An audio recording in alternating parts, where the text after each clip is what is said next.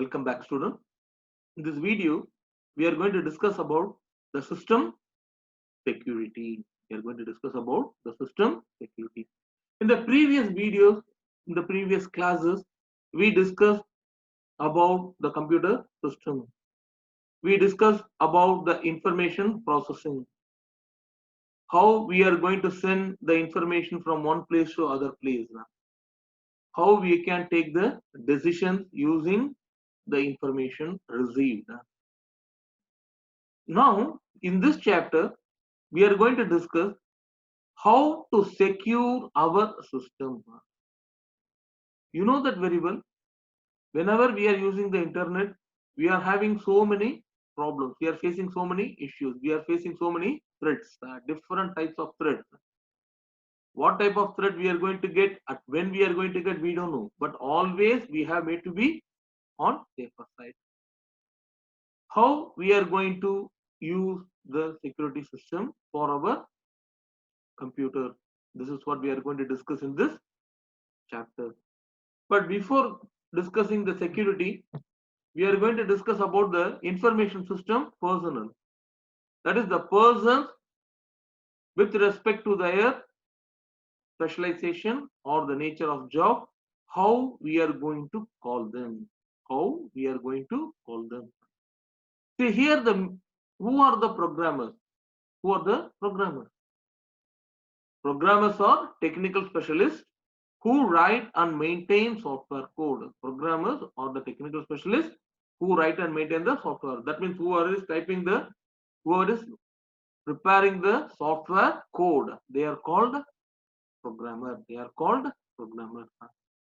The next one is called system analyst. See, you will discuss all this idea in detail when you are going to system analysis and design. You will discuss the ideas in detail when you are discussing system analysis and design. The second one is called system analyst. That means who translate the business requirement into IT problems. See, for example, you are going to the library, you want to develop a program, you are going to library, the librarian is telling, see, I need a software. You are a programmer, you know how to code the program. Here is the customer. Who is the customer? The librarian is the customer. Now you need someone to provide you the ideas that the requirement of the library or the customer. Who is going to do this? The system analyst. The system analyst will negotiate. He will discuss the issues with the customer, and he will try to collect all the information required for the software development, and then he will translate the requirement into IT problems. So initially, the discussion will be going on with respect to the customer's requirement. What type of software they are going to use? When do they want? Who are all the users? How do they want the the graphical user interface? Then they will discuss all these things between the system analyst and the customer. Finally, the system analyst will inform the programmer. These are all the requirements for the particular software, for the particular system. Please use this particular software and develop or write the code. So, system analyst will guide the programmer. The next one is called database administrators. Those who are maintaining the database, who are responsible for logical database design, security, and use of the databases. You know that very well. We are having different types of database. Microsoft Access is there, Oracle is there. So now we need someone to maintain. We need someone to design, and so we need someone to maintain the database. Those people are called database administrators. The next one is called network engineer. That is design and maintain the technology infrastructure. For example, if you take in our college, we are having different buildings. We need to connect the network. The admin building may be having some requirement. The computer labs, they may require the different things. So the person or the engineer who design and maintain the information technology infrastructure, they are called network engineers. They are called the network engineers. They will design the overall requirement of the organization. How we are going to use the LAN, how we are going to use the Wi-Fi, whatever the requirement may be. The web specialist design and maintain web pages and servers. Even in our college, we are having our college website, isn't it? And we are having a separate web specialist who is developing and who is updating on time, every time. So now web specialist, he will design and maintain the web pages. He will design and he will maintain the web pages and servers and servers. The next idea is called system users. Who are the system users? We, the person, those who are using the system at the end. The customers. The customers are the system users. Now, this is the responsibility of the end user to protect their hardware and software. Because you are the one who is going to use the program. You are going to use maybe a computer or a laptop or any other PDA. Now you have to be careful with the system. You have to be careful with the hardware. This is your responsibility to protect the hardware and software. How you are going to protect that? You are going to check whether antivirus is kept up to date, and you have to scan at regular interval your computer or laptop, and you should ensure that there is no virus or no other malware affected in your system. And the second thing, regularly backup important documents in case of emergency. This is the backup is the most important area. We can use external hard disk. We can use USBs. Based on the availability or based on the data requirement, we can use any other external hard disk. Even we can use the proxy servers. But we need to take the backup regularly, so that if something happens to the system, we can use the backup and we can retrieve the data. We can use the backup and we can retrieve the data. This is the most important one. Even this is my advice. Now you are downloading various what is it called, materials, study materials. Don't keep only in your laptop. If you are having any external hard disk, keep a copy in that external hard disk also, because if something happens to your computer, you can use from this one. But the backup is available in our college website. Whenever you go to the virtual learning environment, you will find it. But for your comfortability, always try to keep the backup. And you know that very well, password should be applied to keep information secure. Wherever it is necessary, try to use the password. Wherever it is necessary, try to use the password. And permanently delete files that are unnecessary. You know that very well. In bin, we will keep all the items. We will delete from our, maybe from our my document or picture or something. It will be going to the recycle bin. We will not delete from recycle bin. All the items will be available in the recycle bin. So whenever you feel the data is unnecessary, some file is unnecessary, delete permanently. Delete permanently. And even try to remove the items from the recycled bin. Even delete the item from the recycled bin. And ensure that whenever you are using the computer or laptop, the firewalls plays the vital role that stops the virus attack.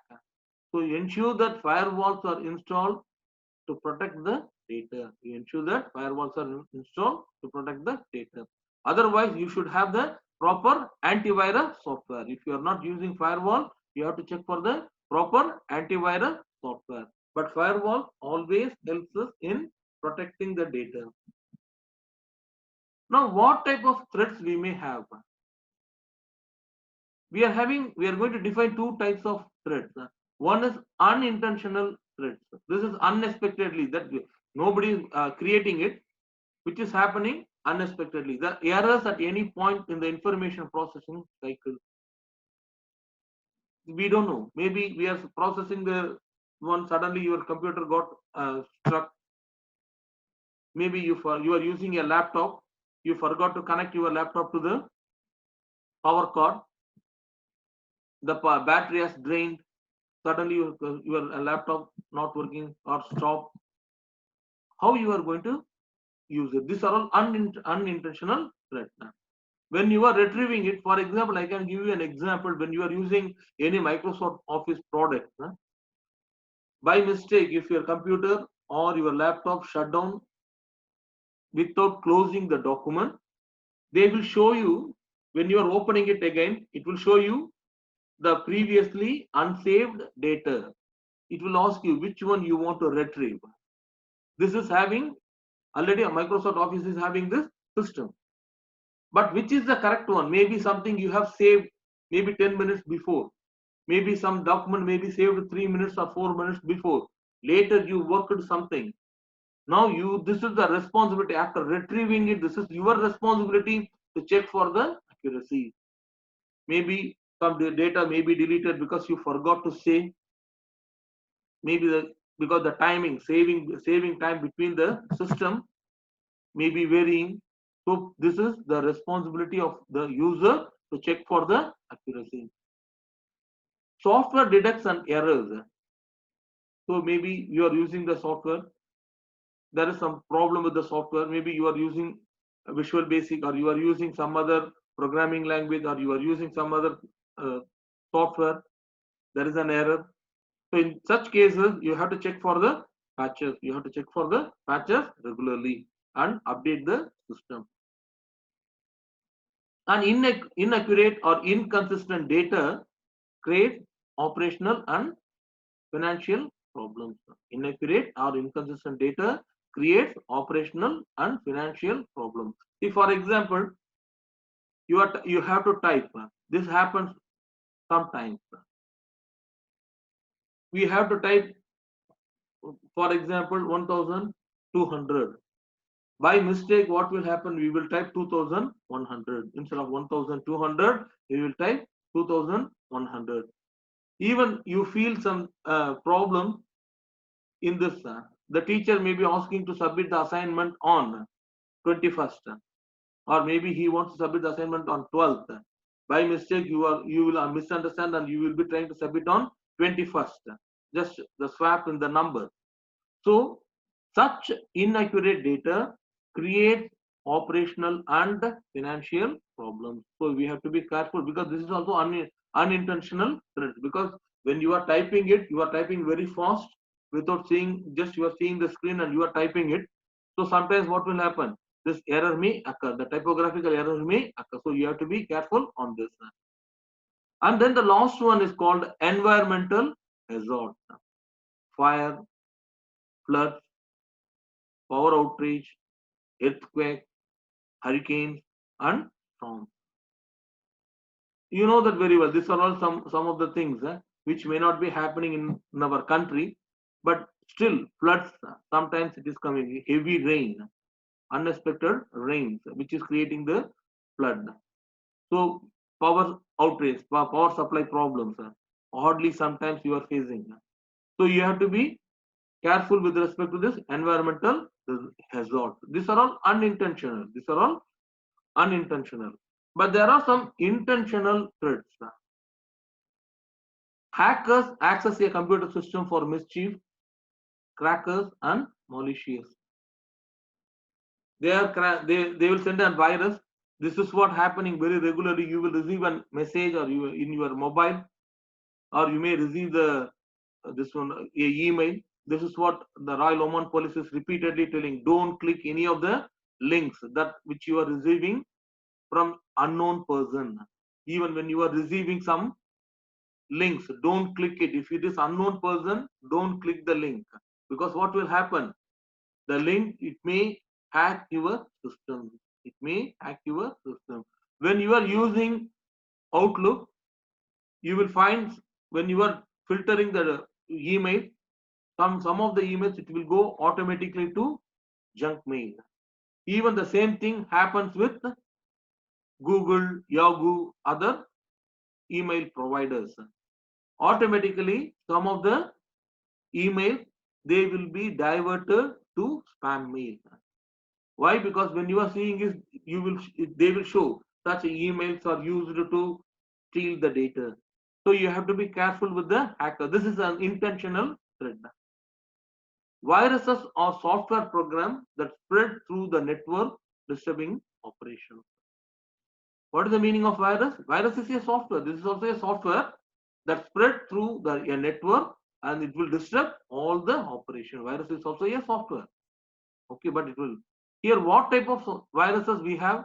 We are having worm, we are having macro viruses, we are having file infecting viruses, we are having script viruses. Sometimes what will happen when you are using your flash in some of the computers, automatically you will find there is a virus. Shortcuts will be created. All your documents will be getting converted into shortcuts. That is because of the virus. That is because of the virus. That is file infecting virus. File infecting viruses. So what will happen? All your documents will be getting converted into a shortcut. You cannot open it. So like this, virus is also a software that is going to affect the program. So you have to be careful about the virus. Then the next one is called the Trojan horse. It's a destructive program that impersonate an innocent application. This is also a disrupt the application. Spam is a unsolicited junk mail. Spam is nothing but unsolicited junk mail, whichever the service provider feels that that is not the correct email, they will be sending it to spam. If you are sending any wrong link, the system or the provider, when they are receiving it, immediately they will check, because before it is coming to you, it will be checked for the threat. Then based on that, they will be diverted. They will be diverted. And data tampering, whether it is intentional or not, that is purposely changing the data. Purposely changing the data. So these are all the intentional threat to the system for which the users should be aware and be careful on this one. Here, how we are going to make the network and internet security controls. How to make the internet and security controls. Please ensure that firewall consists of software and hardware placed between the organizational internal network and the external network. Check whether the firewall is working or not, and whether it is installed or not. You have to be very careful with this. And also check antivirus programs are installed in your computer or laptop. The antivirus program should be on all networks and computers to protect computers from viruses, both known and unknown. Reduce vulnerability by keeping it current and training employees to be careful. This is the responsibility of the organizational IT personnel. What they will do, they will be checking the software update and they will be informing the users in the organization. So for the network and internet security, we have to be careful with the firewall and antiviruses. The next one is e-commerce security. What is the purpose of e-commerce security? Why I am discussing this? We are all using online websites nowadays. We are using for the bank transaction, we are using online. When you want to order some pizza, you are using online. When you want to buy something, you are using online. So now you have to be very careful with online application. How to ensure that you are using the correct website. Secure channels like value added network and virtual private network. Check whether the website is correct or not. Encryption codes, messages to restrict the access. Even you know that very well. Nowadays WhatsApp is end-to-end encryption. That means the user, both the end users only can check the data. In between, nobody can check that. Even that's why when you are sending some passwords, when you are writing the passwords in the website, you will find only the start, they are hidden. And even they will be encrypted. They will be encrypted and they will be changed to some other code. This encryption code restrict the access. We can check for the digital signature, adds a code to a document to ID to the sender and content. So we can check for the digital signature. A digital certificate uses a third party to verify the sender. Because when you are checking it, when you are opening any what is it called, internet provider, you can find on the top, it will show the digital certificate. Sometimes it will show that we cannot open the website because the digital certificate is not correct. So it will protect, the digital certificate will protect the third party and it will verify the sender. And a digital wallet is a software that stores information for e-commerce. A digital wallet is a software that stores information for e-commerce. Then security protocol, HTTPS, is used to transfer information securely over the internet.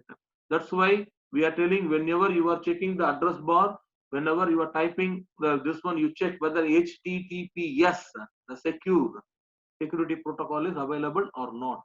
Wherever you are having only HTTP, they are not secured. If you are having HTTPS, then they are secured. So you have to be very careful with this e-commerce security. Thank you all. Then